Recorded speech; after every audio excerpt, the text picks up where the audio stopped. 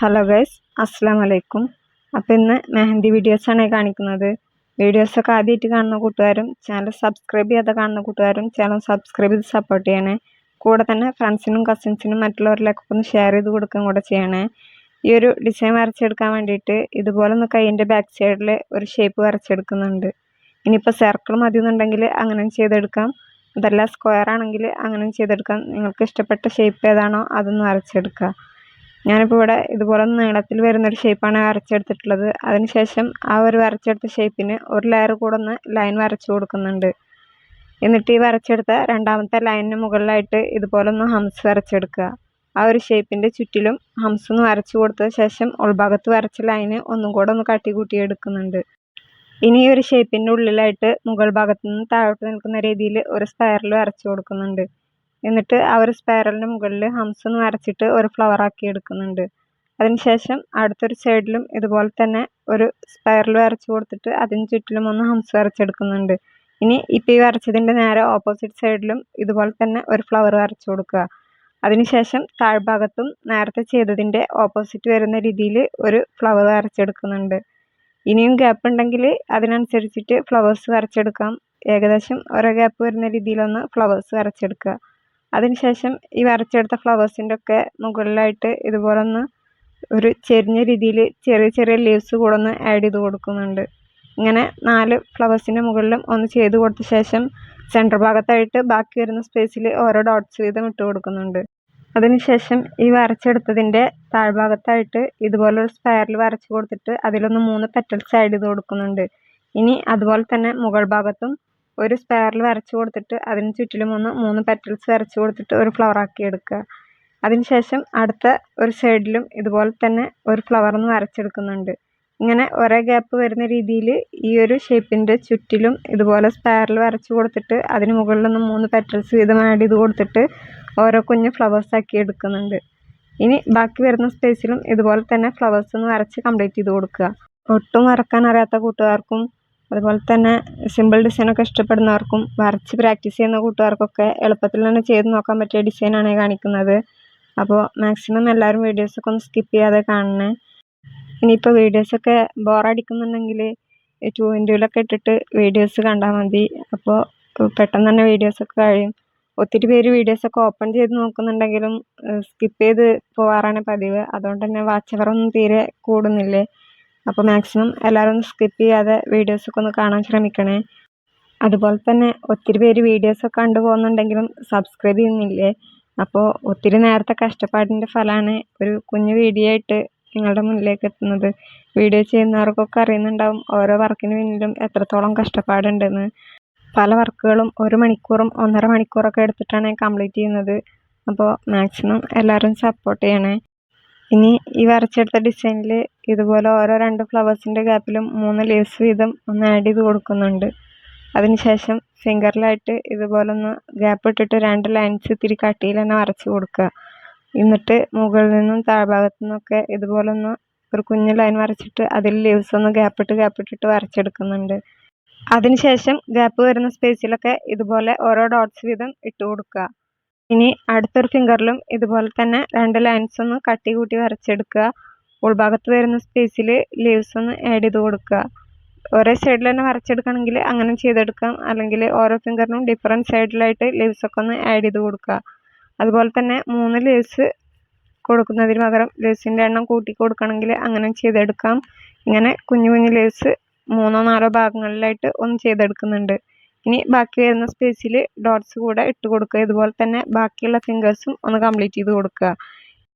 ഇനി താഴെ വരച്ചെടുത്ത ഫ്ലവേഴ്സിന് മുകളിൽ ഓരോ ഡോട്ട്സ് വീതം ഇട്ട് കൊടുക്കുന്നുണ്ട്. അത് വേണമെങ്കിൽ ചെയ്തെടുത്താൽ മതി. അപ്പോൾ ഇതാണ് ഈ ഒരു വർക്കിൻ്റെ ഫൈനൽ ലുക്ക് വരുന്നത്. ഇനി അടുത്തൊരു ഡിസൈൻ ചെയ്തെടുക്കാൻ വേണ്ടിയിട്ട് കൈയിൻ്റെ ബാക്ക് സൈഡിൽ നിന്ന് വരച്ചെടുക്കുന്നത് 2 സൈഡിലും ഒരുപോലെ തന്നെ ചെയ്തെടുക്കാൻ പറ്റിയ വർക്കാണ്. അപ്പോൾ കയ്യിലായിട്ട് ആദ്യം ഒരു സ്പൈറൽ വരച്ചെടുക്കുന്നുണ്ട്.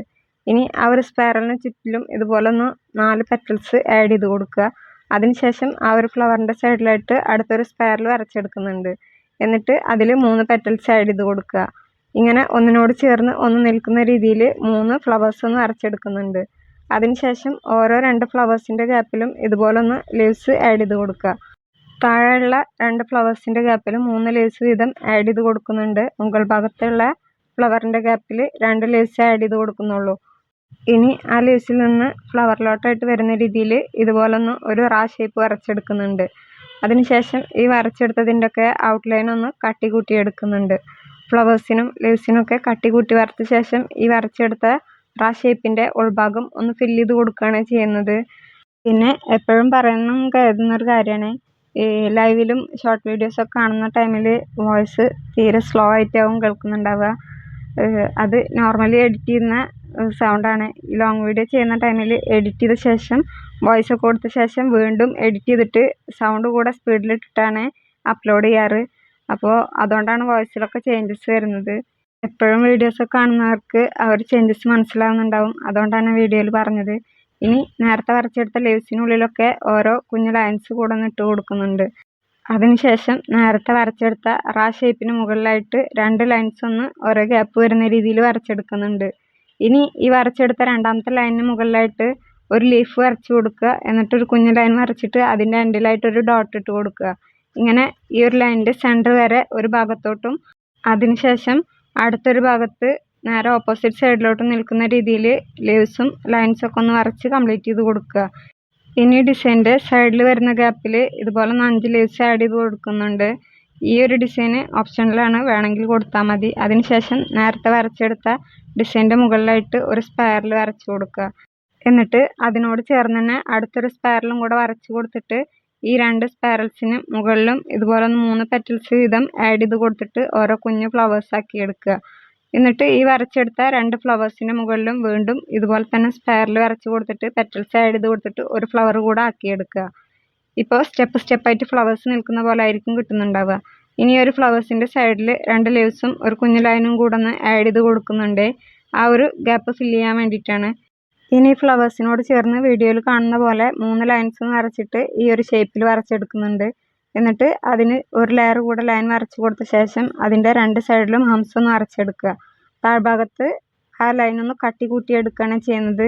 ഇനി ഒരു ഷേപ്പിൻ്റെ ഉൾഭാഗത്തായിട്ട് ഇതുപോലൊന്ന് ലൈൻസ് ഒന്ന് വരച്ചിട്ട് ഡോട്ട്സ് ഇട്ട് കൊടുക്കുന്നുണ്ട്. അതിനുശേഷം ഈ വരച്ചെടുത്തതിൻ്റെ മുകളിലായിട്ട് ഒരു സ്പൈറൽ വരച്ചു കൊടുത്തിട്ട് അതിലൊന്ന് ഹംസ് വരച്ചെടുക്കുന്നുണ്ട്. അതിനുശേഷം അതിൻ്റെ മുകളിലായിട്ട് വീണ്ടും ഫസ്റ്റിൽ ചെയ്ത പോലെ തന്നെ സ്പൈറൽ വരച്ചു കൊടുത്ത ശേഷം ചെരിഞ്ഞു നിൽക്കുന്ന രീതിയിലുള്ള പെറ്റൽസ് കൂടെ ഒന്ന് ആഡ് ചെയ്ത് കൊടുക്കുന്നുണ്ട്. താഴെ കൊടുത്ത പോലെ തന്നെ 3 ഫ്ലവേഴ്സ് ഒന്ന് അടുപ്പിച്ചടുപ്പിച്ചിട്ട് വരച്ചെടുക്കുന്നുണ്ട്. ഇനി നേരത്തെ വരച്ചെടുത്ത ഫ്ലവറിൻ്റെ സൈഡിലായിട്ട് വീണ്ടും ഒരു സ്പൈറൽ വരച്ചു കൊടുത്തിട്ട് അതിൻ്റെ എൻഡ് ഭാഗം ഒന്ന് കട്ടി കൂട്ടിയെടുക്കുന്നുണ്ട്.